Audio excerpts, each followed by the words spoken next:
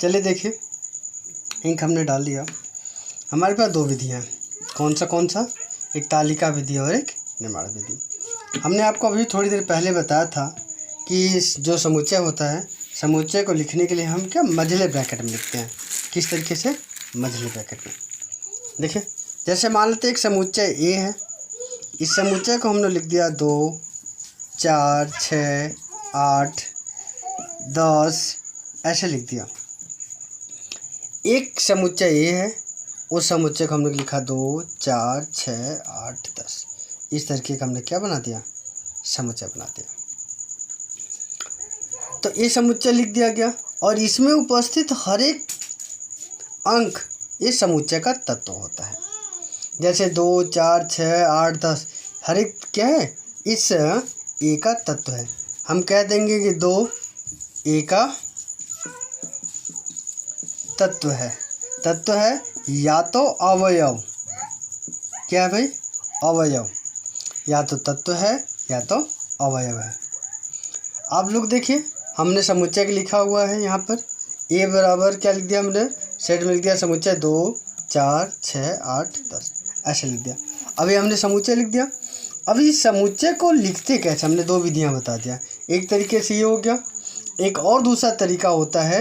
ये जो हमने लिखा हुआ है, ये तरीका हमारा है तालिका विधि। क्या है? तालिका विधि। कौन सी विधि है भाई? ये तालिका विधि है। और इसी विधि को अगर हम गुण विधि या निर्माण विधि में लिखें तो ऐसे लिखेंगे, ए बराबर यक्स डैट यक्स लिख दिया। यक्स डैट यक्स एक सम संख्या है। क्या भाई? एक सम संख्या है जो कहाँ से भाई? 2 के बराबर है, बट छोटा किससे भाई? 12 से। इसे भी मझले ब्रैकेट में लिखा जाएगा। हमने क्या 2 के बराबर है यक्स, बट छोटा है 12 से। या तो इसी को ऐसे लिखा जा सकता है 0 से बड़ा है बट 12 से छोटा है। इस तरीके से दोनों तरीका आप लगा सकते हैं। तो नीचे वाला हम लोगों ने सीखा, ये कौन सा तरीका भाई? गुण विधि या निर्माण विधि, ऊपर वाला तालिका विधि। एक और तरीका हम आपको बताते हैं। जैसे हमने समुच्चय दे दिया, समुच्चय बी ऐसे लिख दिया 3 बार 3, 6, 9, 12, 18 ऐसे कर दिया हमने। क्या लिखा भाई? एक समुच्चय हमने बी लिया जिसमें लिखा 3, 6, 9, 12 डॉट हमने बढ़ा दिया। ये हमने तालिका विधि में दिया हुआ है और हम आपसे कह दिए कि इस तालिका विधि को अब गुण विधि में बदलिए। तो गुण विधि में बदलने के लिए क्या कहेंगे? बी बराबर लिखेंगे हम लोग x that x, x that x, x एक है ना। यक्स क्या है भाई?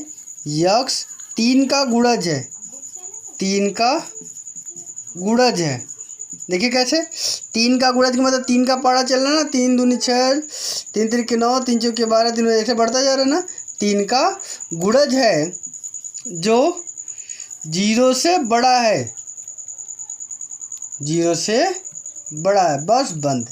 क्यों? क्योंकि यहाँ डॉट डॉट लगा था, अनंत तक गया है, इसलिए हमने ऐसे इतना ही छोड़ दिया। मतलब यक्स की वैल्यू कहाँ तक जाएगी? अनंत तक जाएगी, उसमें रोका नहीं जा सकते। अगर हम इसी जगह पर लिख देते हैं 24, हमने 12 के बाद डॉट डॉट कर दिया 24, तब उस स्थिति में क्या हो जाता? ये क्या हो जाता आपका? किससे छोटा हो जाता? 24 है ना, तो अगला गुणज क्या हो जाएगा? 27 से छोटा हो जाएगा। क्या हो जाएगा? 0 से बड़ा होगा और 27 से छोटा। तो नीचे जो विधि लिखी गई है, ये हमारी जो विधि है, ये हमारी क्या है? ठीक ना, गुण विधि है। और ऊपर वाला जो लिखा गया है, ये वाला, इसे कहेंगे हम तालिका विधि। तालिका विधि। उम्मीद करता हूँ आप लोग को ये चीज़ें समझ में आ गया होगा। अगर फिर भी डाउट है, कन्फ्यूजन है, तो आप लोग पूछिएगा। आप लोग के पास किताब है, बुक है, तो ठीक उससे आप लोग प्रश्न लगाइएगा। और जो प्रश्न न आए उसका फ़ोटो खींच के सेंड कीजिएगा, फिर उसको सॉल्यूशन करके मैं आपको भेजूँगा। अगर फिर भी उससे आपको फ़ोटो से न समझ में आए तो आप हमसे कांटेक्ट कीजिएगा, उसके बाद मैं आपका समझ करूँगा। ओके।